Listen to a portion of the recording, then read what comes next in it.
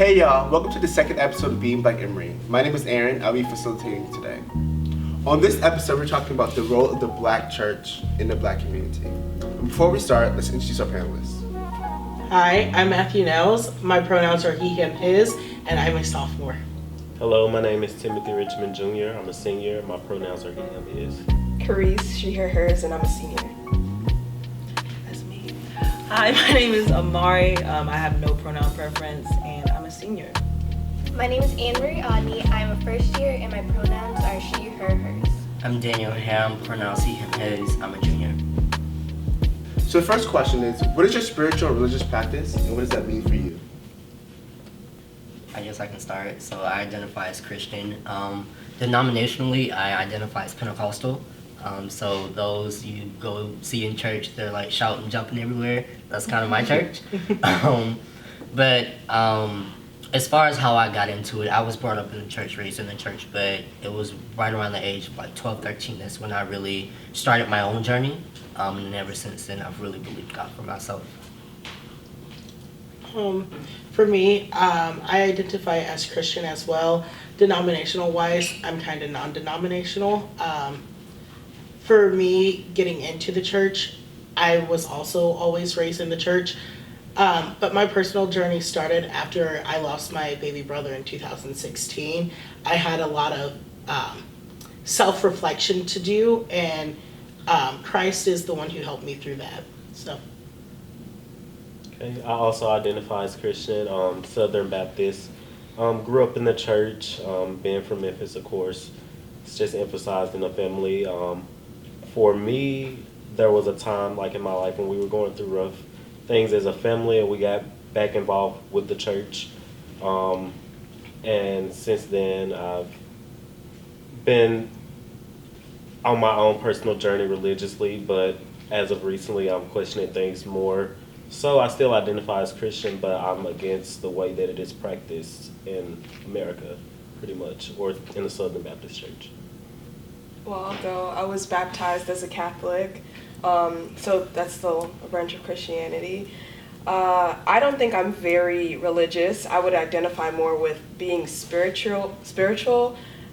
I do question religion sometimes, and I'm not very involved with Christianity. I don't really identify with any religion. Grew up in a Baptist church, Black Baptist church, and slowly but surely left it. I think I'm a spiritual person. Like, I very much believe in the universe and like energies and things like that. But that's about it. As for me, my dad's a pastor, so I was always around church, went to church every Sunday. I feel like my personal journey with Christ started when I was maybe 11, but I got baptized at like 17.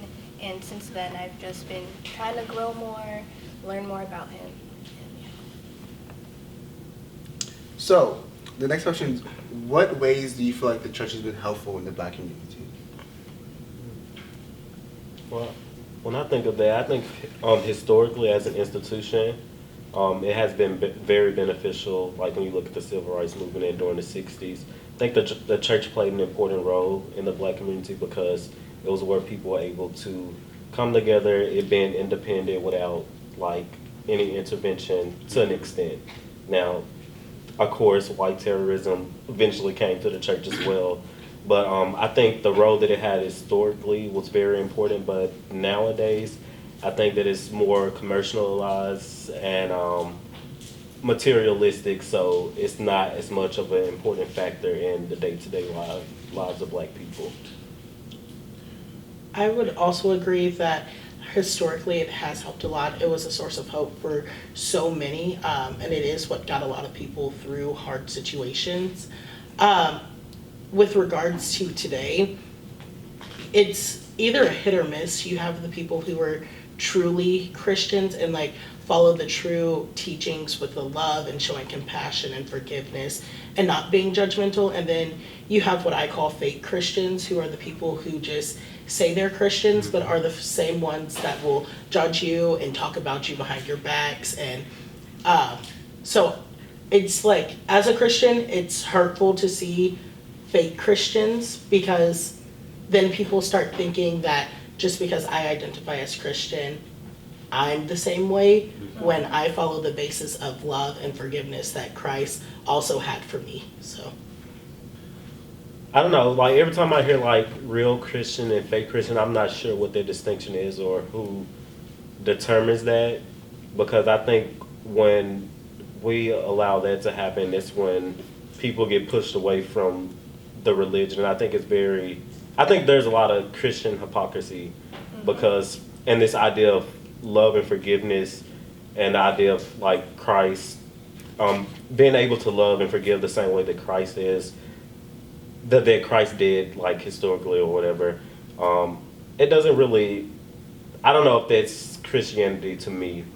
I think it's more of a controlling mechanism for people who do identify as Christian. And I think the people who are true Christians or real Christians are the ones that are the most toxic and support other systems of domination that forces people out of the church, actually. So I think people who have their individual journeys and their individual faith and belief in Christianity, aside from the institution of the church and the Bible, are the true Christians, in my opinion, but I don't know. You say controlling mechanisms. What does that look like in today's America or world? In today's America, it's like people are in fear of being sinners or not. They feel the pressure to forgive, for one, or to always love people, and that goes against, I think, our innate like characteristics of being like human. It's not to just easily forgive or to love people, and I don't know why it's stressed at. I mean, well, I understand the idea of love in terms of religion, but I don't know why that is the emphasis for it. And so many times, I mean, I think it forces people as a controlling mechanism. It controls behavior, social norms, and things like that. If you look at the laws in the United States, the criminal justice system, the Constitution, the Bill of Rights, it's all based off of like a Christian ethic, and it's kind of used to control society, because if people deviate from that, it's anti-Christian for one, and it's also, you're breaking the law if you decide to if you go against those fundamental things that are outlined, like in the Bible. That's what I meant by that. And I'm just thinking, like, kind of what you were talking about, control mechanism. I was in the church, I was in the choir, I was in the usher board. So, like, I know, but, like, even if you just think about the historical, like, the genealogy of Black Christianity, quite just here in the United States, it's just kind of crazy, because slavery was real as fuck. And they was, like, indoctrinating people and, like, undoing people's, like, spiritual connections that they had before they became slaves. So it's just like, even if you think about like, and you can like read this shit in the library, like think about the stories about how like people would say that, oh well, like not to be like massa, but like just thinking about how people just use like verses themselves to not only justify slavery, but then to have slaves justify their own enslavement. And there's something about that that's just like insidious as fuck. And like that, in terms of like the control mechanism, like that's just what I was thinking about. Same. I often associate Christianity with erasure. So like the erasure of like our cultures, and not to be one of those people like, we need to go back to Africa and have a no, but it is to say that Christianity was a violent process that necessitated this severance from Africa, or the severance from the culture that we once knew, because slaves would be actively punished if they did practice their native religion, right? So I feel like, I guess I'm not one of those people who are completely religious, because I do, for me personally, associate Christianity with erasure, and to me, I just can't reconcile the idea of wholeheartedly believing in a religion that was used to dominate people who look like me or like slaves. And also, did you have I was just gonna say, like, I definitely like agree with the fact that people used it as a way to dominate people, but I also believe that that deals more within the individuals versus within the religion as a whole, because it goes back to the same manner of today. Like, people will pick and use certain scriptures to fit their lifestyles without looking at the context of what that scripture was written as. And I feel like that's more of an individual's actions versus Christianity as a whole. And going to Matthew's point, I found it interesting that you all brought up slavery because I was legit just reading in Genesis this week, and like the creation of the earth and all of that, and like I think chapter 2 it mentions like Ethiopia and all of these African civilizations that were formed, and kind of like yes, the narrative that we get is like Christianity, the white people brought it over to Africa and that and the whole nine, but like just reading the Bible for me, I kind of see like all of that, not necessarily that white domination, but like it mentions like different African countries, like Joseph and the story of him being in captivity, his brothers selling him to captivity, but him going to Egypt and Pharaoh, like all of that. Yes, it was used for domination, and like I kind of agree with Matthew's point. It's more on the individual and not the religion itself. But in a way, Christianity can be seen as kind of like subjective, but in a way I also kind of find it radical. I would like to push back against it being individual, because when you think of the individuals that identify as Christian, most of the people decide their ethics and morals based off the religion. So it's something inherently in the religion that forces people to like be the way that they are. So like those ethics and morals do not just come like naturally. It's taught within the religion. I agree with you, Timothy, and I'm just like, yes, we can be like, oh, it's a case by case basis, but we have to understand the mass organization of society, right? Like it's people practicing the religion that are like women have to be a certain level of respectable, right? That gay people are sinful, right? So I think that the fact that even if it's an individual practice, the fact that majority of society organizes itself around Christianity in the facilitation of demonization of specific populations, that's something to assess. And I think by just simply saying, well, that's on the individual, brushes over the ways in which that system of domination or Christianity has been used to support systems of domination for a long time. I hear what y'all are saying, but I also do have to go back to the individual, because when you say that it's a whole, like the Christianity as a whole, I truly cannot like go with that, just because yes, just like how racism isn't on white people as a whole, it's on the individuals who sent it down to their children. But it is on white people as a whole, because they still benefit from that system. So it doesn't, like, that's what I'm saying. Like, yes, the individual themselves doesn't have to be a racist, or the individuals themselves don't have to be like, women have to wear skirts below their knees, right? But they still are in a support of a system that they benefit from, one, or in support of a system that preaches that. And like, I think that that's something to I'll be say analyzed. some of these, because like a lot of these rules that we have in Christianity, like the women wear skirts 3/4 below their knees, like some of that stuff really just isn't biblical. That it just came, someone made up that rule, and we took it as true. Like some of the things that are being taught in the church, they're not necessarily biblical. I'll say this, like there's this notion of coming as you are, like that's not necessarily biblical, but because it's kind of like the state in which the church has kind of fostered that, we take that as truth. We take that as something that Jesus said himself, and then we pass that down.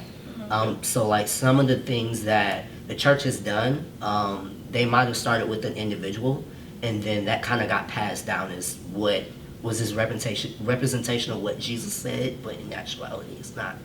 Yeah, because I think to go back to that point again, going back to the point about individuals, is that we have to. I mean, of course, Christianity as itself, we have to start looking at it as an institution, and I think that's where you can understand why this institution supports these, like the individuals, or teaches these individuals to be the way that they are. Like, I think because it's so, the church and Christianity as a faith is so tied together, it's almost inseparable in American culture. So, like, I still identify as Christian, but I strongly believe in distancing yourself from the church and from the Bible, and your personal experience with God is more important, because it's too conflated, and the institution itself is just flawed, and things is even how people interpret the Bible, and when you think about when the Bible was written and the different versions of the Bible and things like that,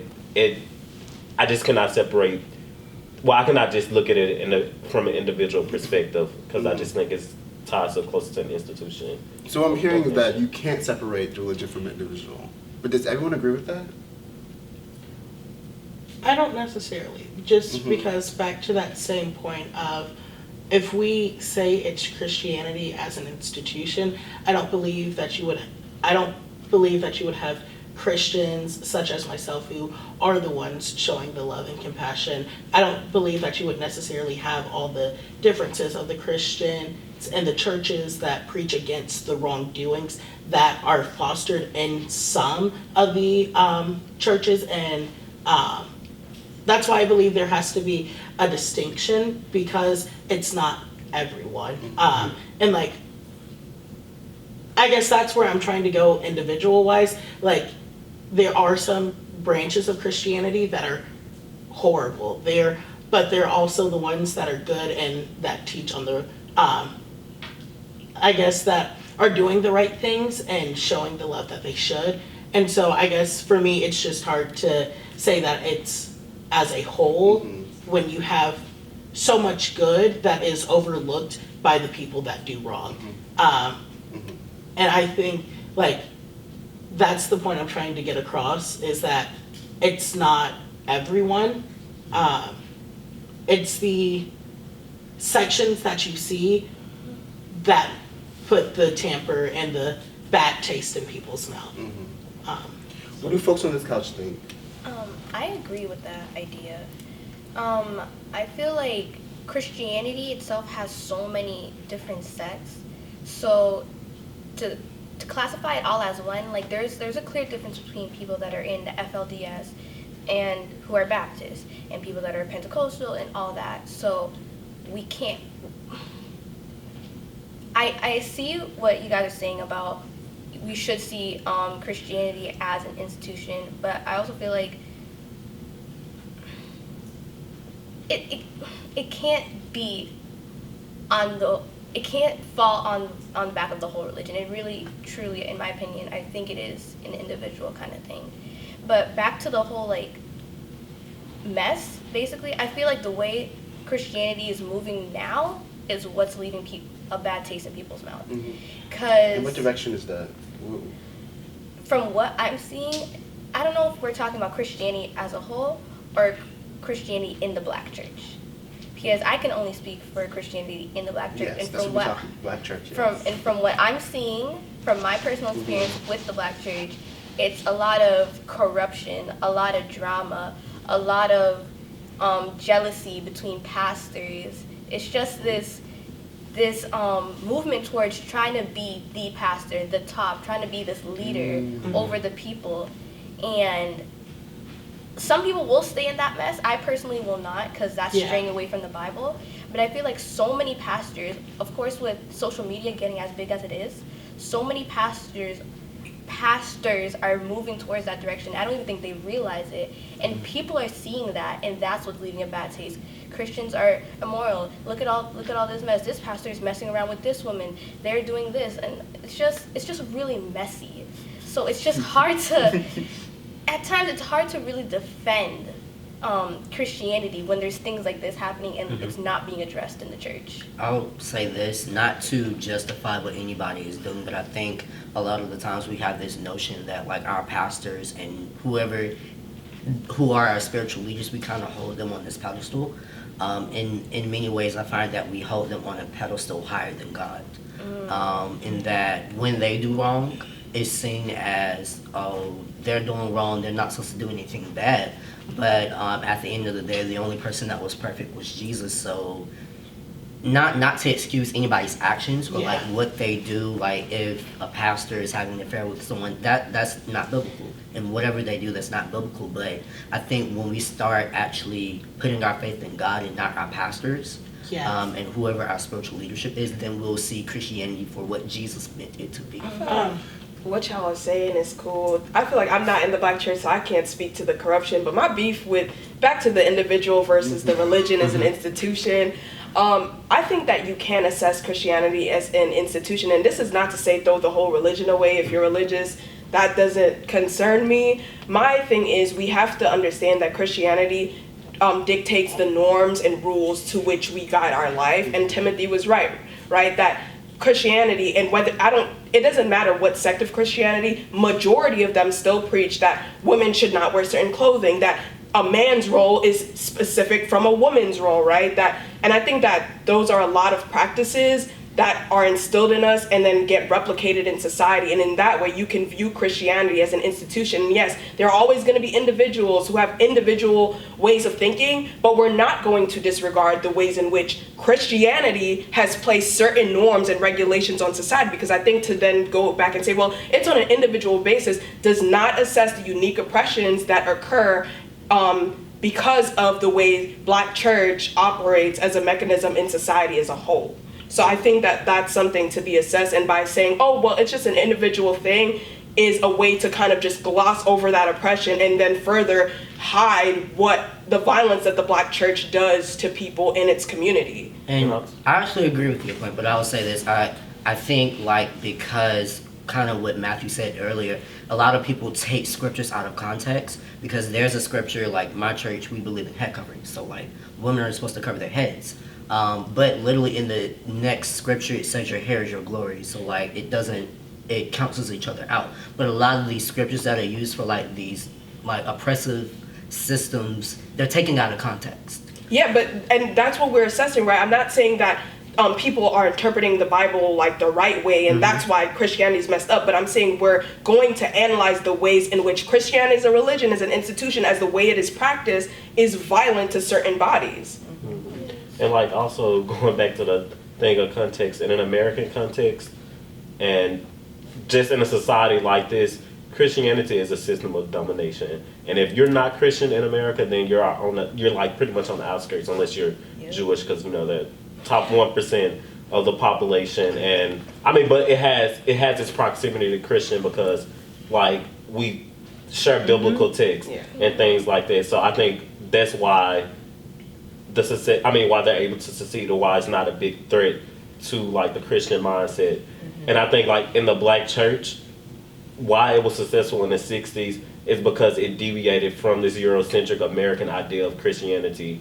But now it's conflated, it's ran together now, and it's just oppressing so many people. But even then, it wasn't without faults during that movement, like when the Nation of Islam rose and things like that, how they were highly critical of that, or people who were not Christian. It's something inherently in that which we might not be able to answer why it's that way. But I think thinking of it as an institution and what is being taught or how it's being taught is just something important to, I guess, think about. Or how it further aligns itself with white supremacist ideals, right? That it organizes itself in a way that still puts, like, basically, like, still aligns with these cells, like, that saying like Black women are still hypersexual, right? That we need to cover ourselves when we go into buildings, or we need to like be modest in the presence of a man, right? That still further ties into systems of domination. Yeah, and I think people should deviate from, the Bible, use it as a point of reference, as an allegory and things like that for spiritual reasons, but I don't think that should be used to control your behavior. Because I think if people separate from the Bible, then maybe the religion can flourish on its own. I don't know, but that's my thought. I just don't think the Bible as the biblical text, the version that we have in the United States, I don't think it's beneficial to the people who identify as Christian, or like you said, can't fall back on the religion or whatever, but yeah. So what I'm hearing is that Christianity can be seen as something as a shared belief system that we still operate on today within the Black community. So what does it look like for folks who aren't Christian, or in spaces where your Christian identity isn't salient? So how is Christianity influencing your behaviors, actions, things like that? As someone who's not really affiliated with like Christianity, I would say it comes with a lot of like involuntary self-policing and self-regulation for me in particular, because just being a woman, especially in a space where you're always taught to minimize yourself because of the way Christianity, I feel like, orients women, I like second guess the clothing I'm wearing. I'm just like, is this appropriate for class? But I'm just like, should I even be questioning the appropriateness of something, right? Or do I have to be mindful of the way my body is presented in certain spaces? And I think that all has to go back to how I feel like I should be as a woman in society, because Christianity has dictated that of my body. For me, even coming to college, my parents said, remember who you are. God's always watching and stuff like that. It's almost like one small issue that I have with Christianity is the fact that a lot of times you can't really be who you truly want to be. So, like what you were saying about wearing clothes, oh, don't wear that. Is that how you want to be seen? Like, you're a Christian girl, you don't need to show your stomach. You're a Christian girl, put a bra on. You're a Christian girl, those pants are too tight. And I feel like going from a household where Christianity is around you and going into a place like college where it's like not as heavily like put onto you and like your beliefs is more like to yourself, it does, like you said, have a lot of self-policing because that's always in your head even if you're not hearing it from other people. Yeah, and I don't think that's fair for anyone to have to go through that. So, like, I just want to say sorry. Like, I know I can't speak for the whole Christian community, but I would never want to make anyone feel like that. If they were in my presence, I would want people to feel comfortable however they want to. And I do just want to mention this, not as an excuse to the beliefs that Christianity has placed on people, but I also think it's important to realize that Christianity is not the only place that these come from. For example, like Muslim women, they're told they have to wear head dressings and things like that. And so for me, I don't think it's necessarily right to put all blame on Christianity. Because I feel like some people do have a personal relationship with their hijab that's like not necessarily forced on them. So I feel like just don't articulate that stereotypical. Yeah, it is very stereotypical. Well, I was just talking like from personal conversations that I've had with people where they're saying like it was religious beliefs are the reasons why they did that. And so I'm saying like for Christianity, some of the reasons why people do things are also for religious beliefs that they have. So, yeah. My beef ain't with religious beliefs, but it's like, for me personally, like, just second guessing yourself, or just like, the church doesn't particularly like queer people, so it's just kind of like me as a queer woman, where do I fit into that story, right? Like thinking about, will my family accept that narrative? Like, what happens if and when I do want to marry a woman, right? So it's just kind of like being able to navigate those waters as well. So I think like my beef isn't like, my beef isn't with people who make conscious religious choices because they love their religion. That's beautiful if that's how you want to live your life. It's when you want to live a certain way and you have to second guess the way in which you want to live your life because of the religious practices of society or the way religion has been placed into society as a norm. So you mentioned women, queer folks, right? So what is their relationship to the Black church? And what are your thoughts on that? That's the reason why Speak on it, baby. No, I just feel like I was told too many times I was a whole abomination. I'm sitting here having a smile on this preacher face who like, you're going to hell. I'm like, all right, cool, bye. And even outside of church, like that shit just permeates all of society. Like there's literally students at this motherfucking school in the Black community who literally say homophobic stuff about like other community members on the basis of Christianity. So it's just like, I can't reconcile the hate that people have in their heart for me with like, I just like I can't get over that disconnect. Period. But it's like you're supposed to love them and accept that they aren't perfect when they're like negating your whole existence on the basis of, and they'll use the excuse of like, well, I'm Christian. So it's just like, how does your belief system or your institutional practices get to come at my whole existence? And it goes back to how like you were saying, how like, we're not gonna say and act like Christianity is not mandated on a national level. Like no matter how secular the government try to be, like we're not gonna act like that's still not a thing. How laws are literally based around like the dollar bill say in God we trust, don't it? Yeah. But it's supposed to be a neutral God. That's what everyone say. But we know that's not the case. So it's just like I can't do that. Even like ideas around marriage and why it took goddamn however many years for same-sex couples to like be in union together is again because of But the idea that marriage is even something to ascribe to in the Bible, right? That one can't have sex for enjoyment. One can only have sex and like legitimate sex through the union of marriage, and that makes it okay, right? And like now they've recently included queer people into that narrative that now we can too engage in godful sex because we can get married. It's just like you know what I mean? I feel like Christianity places all these norms and regulations on one's life that you have to like be like, oh well, now I have to do this checkpoint when you and that make me want to fight people. Like, why am I defending my existence to you? You ugly, first of all. But also like, why is my existence or my life hinged on what you believe theoretically? And I think that's a very valid question. I'll say this. I mean, God gives us all free will, so you can live how you want to live.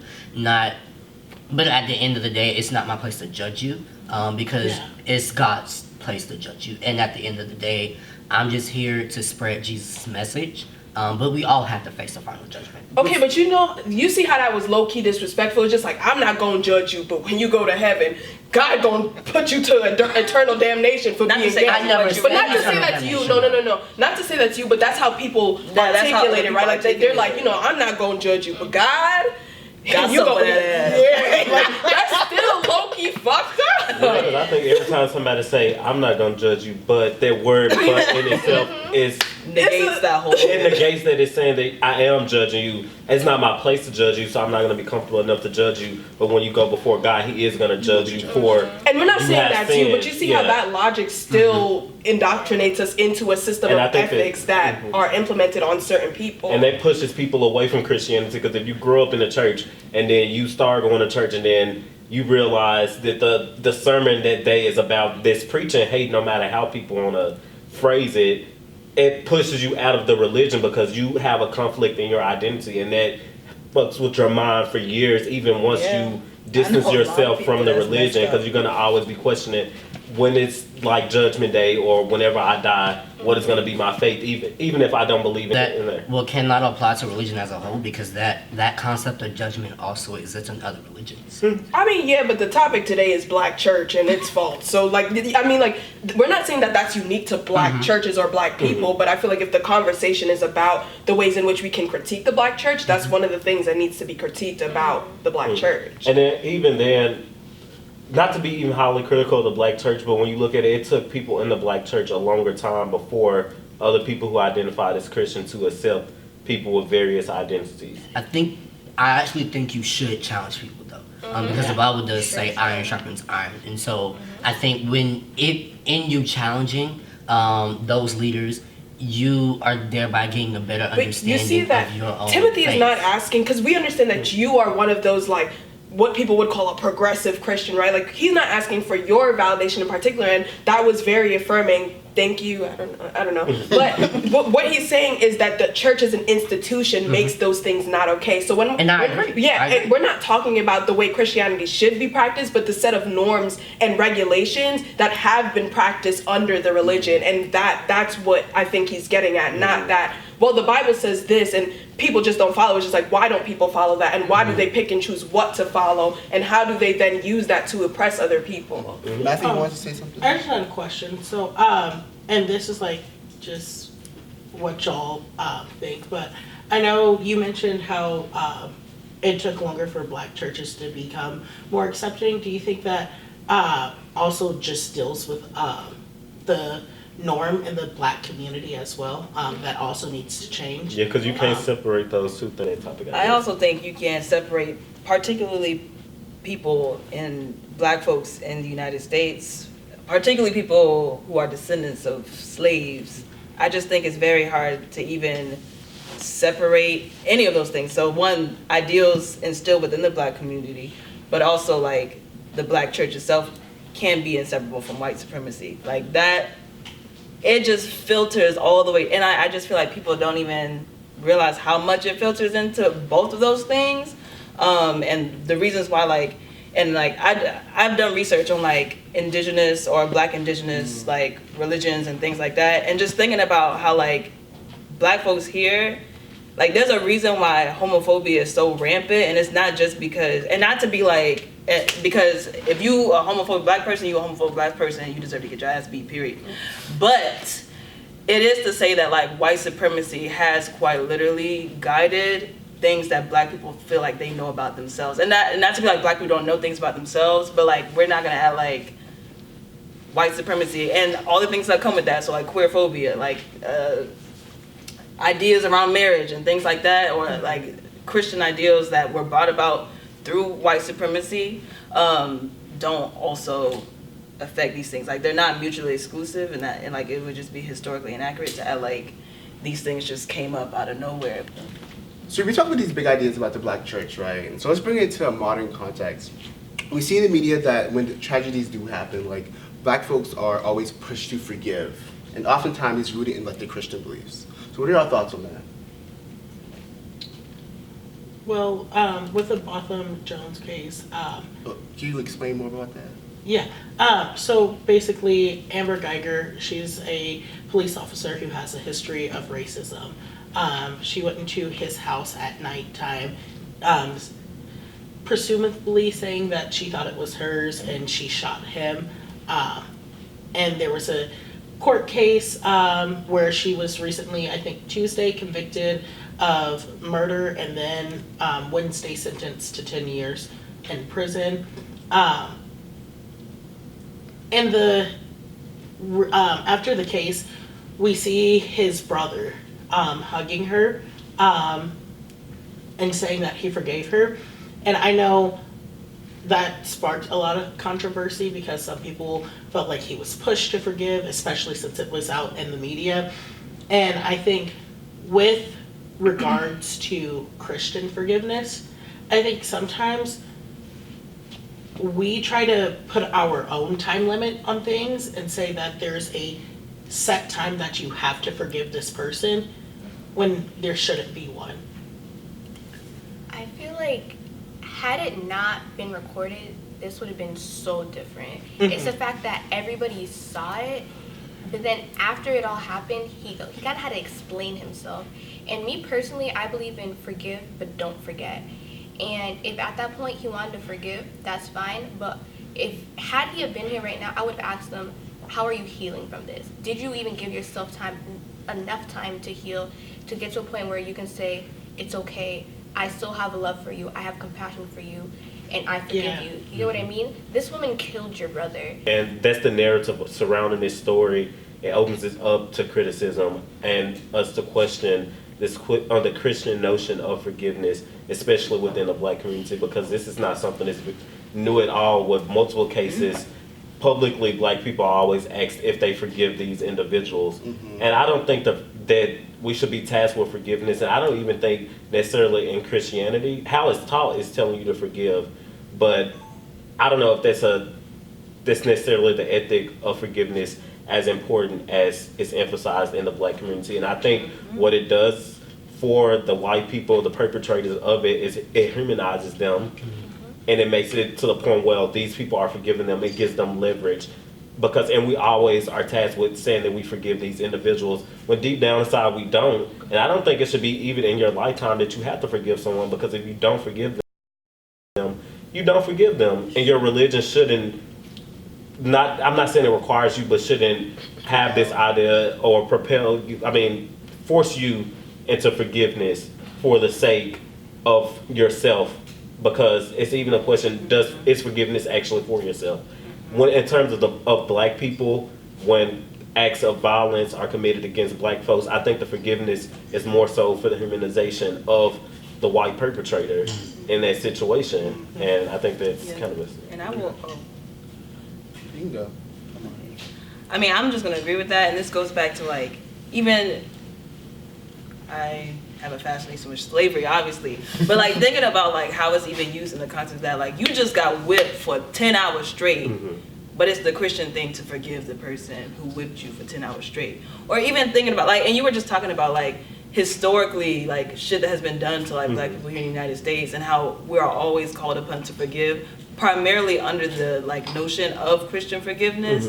But it's just like, do we hold white people the same standards of forgiveness? Like, Bush did 9/11, but like 9/11 happened, and them niggas tore up the Middle East, and like it's just like, where is that notion of forgiveness for anyone who's in a position of like power? Like that shit doesn't exist. And even back to 9/11, people publicly were not saying that they forgive these people. They were like, the justice that they deserve is this war. It's framed as justice, not as forgiveness. Yeah. So and even not a broad right, white people's aggression towards Muslim identifying people or brown people afterwards was not an act of Christian forgiveness. It was targeted violence and excess violence because they believed that they had the right to seek out this violence because of what it was justified by it was justified by their religion, right? So I think that forgiveness in terms of using it for black people to forgive white people who are always the perpetrators of violence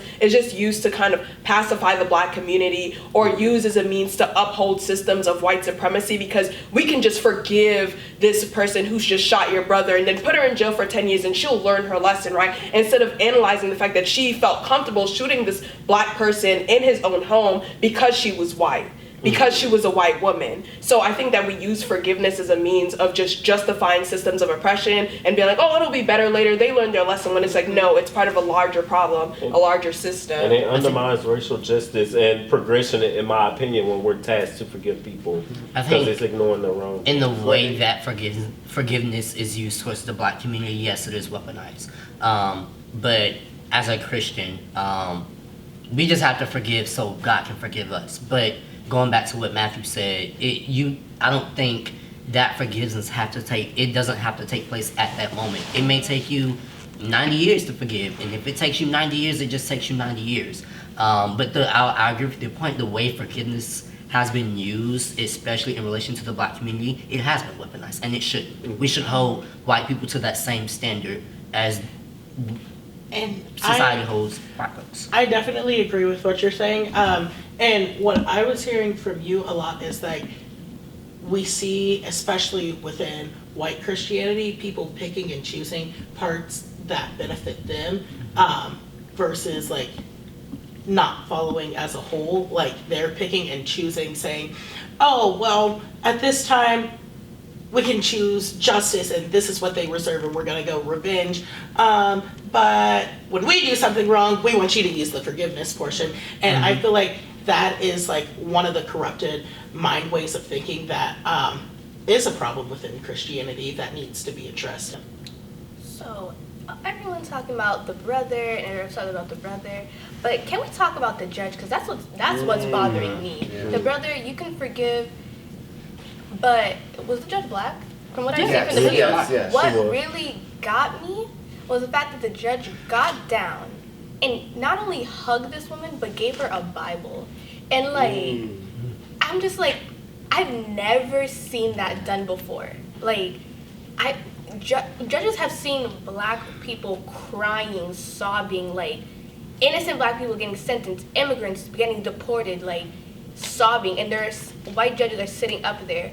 But even black judges too. They're just sitting up there, and I get it. That's your job. You gotta be non-biased. But this woman got down and hugged Amber and gave her a Bible, and I was just like, where do they do that? Where did this come from? You know, like I don't know. It just felt a little too much for me. Like I understand that was more for. It's not my place to say, oh, that's wrong. You know, it was for her spirit. But I'm just like, why? If I just want to ask her, I know that's not even possible, but where did that come from? That's what upsets me.